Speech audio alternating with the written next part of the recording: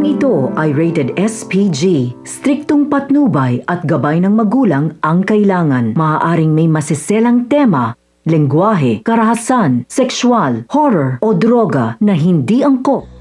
Halos gumuho nga ang mundo nitong si Mokang nang malaman niya ang katotohanan tungkol nga sa tunay na pagkatao nitong si Ramon Montenegro. Inamin ngayon nitong si Ramon na ang lahat ng nakita at nasilayan nga nitong si Mokang ay wala ngang katotohanan. Kung kaya naman inulit ni Mokang ang sinabi nitong si Ramon, magi ang Albert Frias nga raw ay wala at pineke nga raw ni Ramon ang kanyang pagkamatay nang sa ganun ay makalayo-layo siya sa mundo ng mga kapulisan. Nang malaman nga ito ni Mokang ay magwala nga ito sa galit dahil mas pipiliin pa nga raw ng dalaga ang kanyang pamilya. Samantalang, dito naman ngayon pinalayas at nag-alsa balutan itong si Marsing at Nita at ngayon nga ay pinalabas na sila sa mansyon ng Montenegro.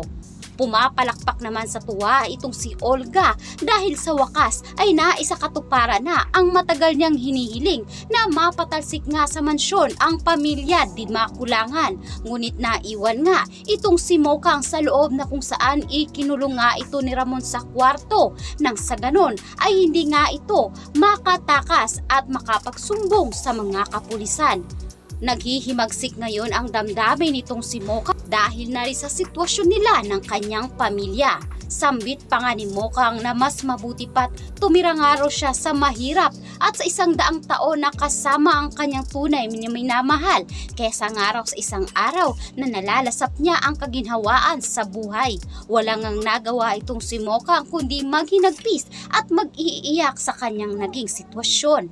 Samantalang dito naman ngayon nagulat si Marites sa sumbungan ng kanyang inahinggil nga sa ginagawa nitong si Rigor laban nga dito kay Lena at sinabi nga nitong si Marites na mas maganda kausapin niya muna itong si Rigor bago pa niya tuluyan itong kumprontahin at nang nagkaroon ng pagkakataon itong si Tess na kausapin ang kanyang asawa ay agad nga itong sinabi ni Rigor sa kanya na hindi totoo ang sinasabi ng kanyang ina. Haka-haka lamang ito at walang matibay na ebidensya. At wag nga rin daw magpapaniwala ito si Marites sa kanyang ina. Matapos ngang mag-usap ang dalawa ay sinabi nga nitong si Marites na mas maganda nga raw kung itikom na lamang ni Tinding ang kanyang bibig dahil siya lamang ang sanhi na pag-aaway at kaguluhan sa loob ng kanilang tahanan.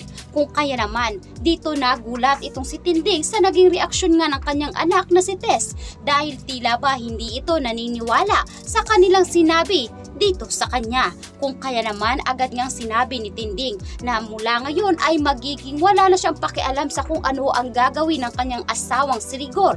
Mananatili nga raw siyang matahimik hanggang sa si Marites na nga raw umano ang tuluyang makabisto at makaakto sa ginagawa ng kanyang asawa.